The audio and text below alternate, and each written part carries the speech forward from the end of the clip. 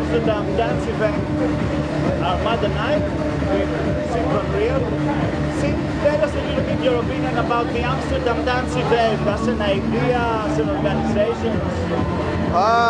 You know, it's not a convention where everybody comes to party. Here is actual work is getting done, and opposed to some others in the world.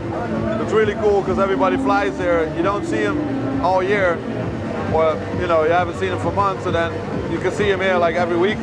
A lot of parties at night, but during the day there's a lot of meetings and lobbying, and I think it's a really good convention for the music industry.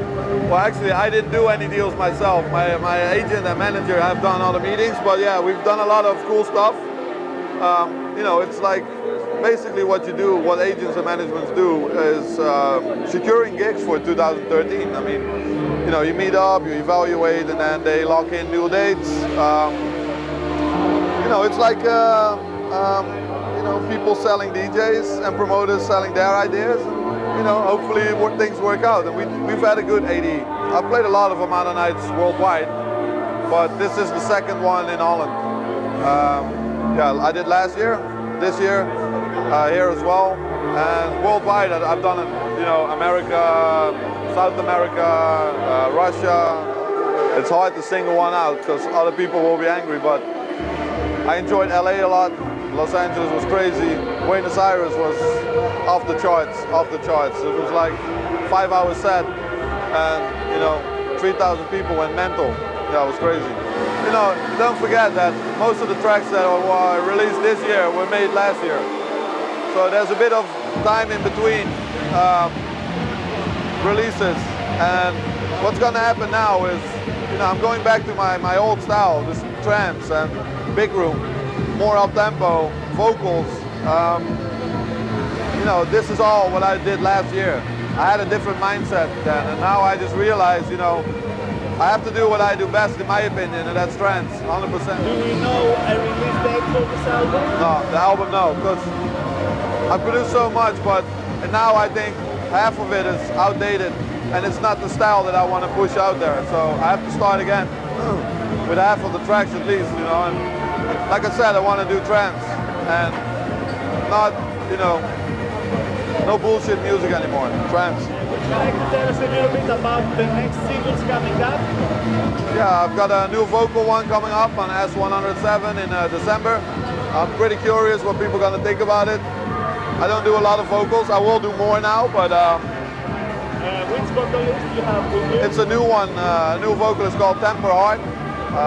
She didn't do any club tunes yet, so how did you find her? Through Armada. We were finding, I always get like a few options, and then I can pick one, and I heard a voice that said I wanted to write something on this track, and she did. I finished it, they signed it, and yeah, it's coming in December. I made a deal with Black Hole for 2 compilations. I've done one a year and a half ago, and I'm going to do another one, aiming for a February release. Actually working on it now, like planning and thinking about how I want to mix this one, mix this two, and then hopefully push it out in February. I'm gonna probably mix it in Ableton because I think a CD has to be 100% quality, and if I mix it live, there's always a little mistake or something, you know, and I don't want to release something that is not mixed to the best that I can, and I can be more creative if I do it, you know, in a computer program. For other artists, any remixes? I'm remixing Wes Deval because he's remixing me, so he did a swap. Other than that, no. Focus on my own stuff. Do we know any of the collaborators? Yeah, I'm doing a few interesting collaborations. I'm not gonna spoil the beans, I mean, but there's a couple of interesting collaborations. Collaborations you made in the studio, or everything is done by sending files back and forth? No, I don't work with sending files. Oh, you work always when you're in the studio. In the studio. Yeah, it's more chemistry. It's more natural. I love your YouTube videos that you give a lot of technical information. around your remixes. The last one was about Allure, and Yeah. you said, how do you like doing these videos then? Yeah, because Have you got a good feedback for them? yeah, you know, people ask questions always, like how do you do this, how do you do that. If I do videos like this, I can answer every question at once. And I don't mind showing people how I produce, you know. It's really simple, I think. And, you know, making a screen video of what you're doing is like a couple of hours out of my day. It's a small thing for me to do.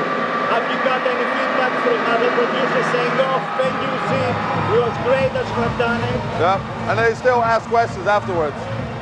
And it's mostly about percussion that I use.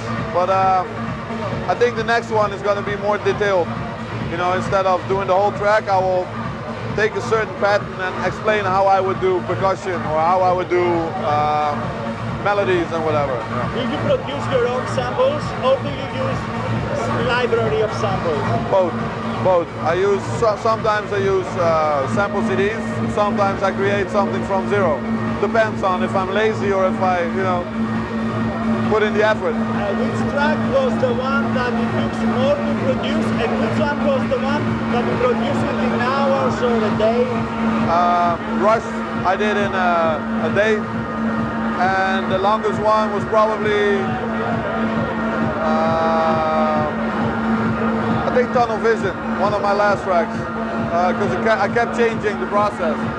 But eventually I just said, okay, this is it, enough is enough, release it. Okay, thanks very much again for this interview. You know, when we talk to someone like you, we don't want to stop. This is the problem, but we have to do it. Yeah. Have a nice night on Armada Night, and see. Thanks, you too. See you soon.